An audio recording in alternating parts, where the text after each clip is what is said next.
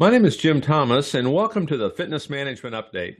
Our topic today is, are you ready to start your own gym? Now, if you're ready to take that leap, you're ready to open your own gym, I want to talk to you about some things you want to make sure that you address. And probably the first thing is you need to know what you don't know. What is it you don't know about this? Okay, and that's what you need to find out.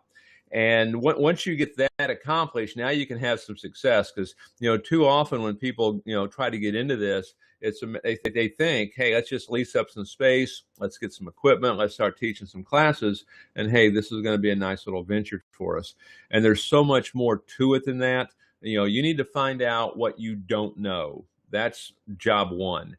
Now, job two, and this is away from the exercise part of it and the results part of it, but you're going to have really three major costs to get started with this. You're going to have your lease, and you're going to want to make sure that that lease, you want to find the proper site selection, number one, and you want to make sure that's properly negotiated, because if negotiated properly, you can save a significant amount of money on finish out by perhaps getting your landlord to participate in that, or maybe even to cover the full amount, depending on what you have there. So that's going to be the first thing. That's a significant potential savings for you, and it's where a lot of clubs will overspend when they first go in. Number two is your equipment.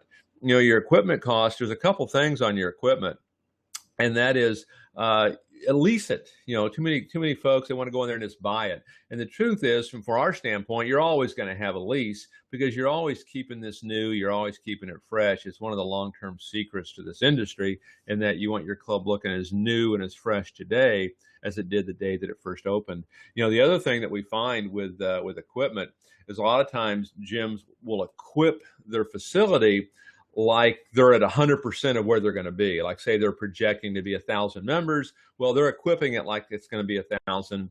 But of course, when you start out, you may only have 200. And we'll suggest, without making the place look like there's an empty spot in it, maybe you only buy 80% of that equipment when you first get in, and then add the other 20%, maybe 6 months later. It's a great way to save some money up front. So if you're leasing, you're not buying at all, and you're picking up another 20% later. Great way to save some additional upfront capital. And then, of course, number three is going to be your ramp up to profitability.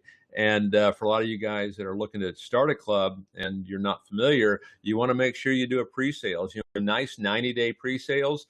We've had some of these small clubs do 300 sales out of pre-sales, and when the club opens, they've got 300 new members that are bringing their friends in and are creating immediate revenue.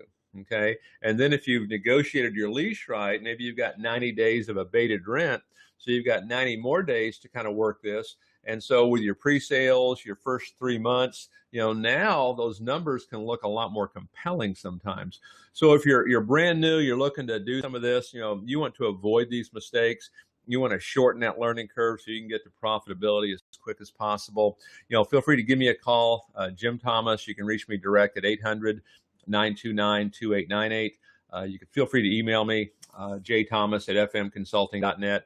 And for some of you that are just kind of, in the beginning phases of this, check out our on-demand site, jimthomasondemand.com. That'd be a great way to get some initial education on the business, to even see if it's something that you do want to get into.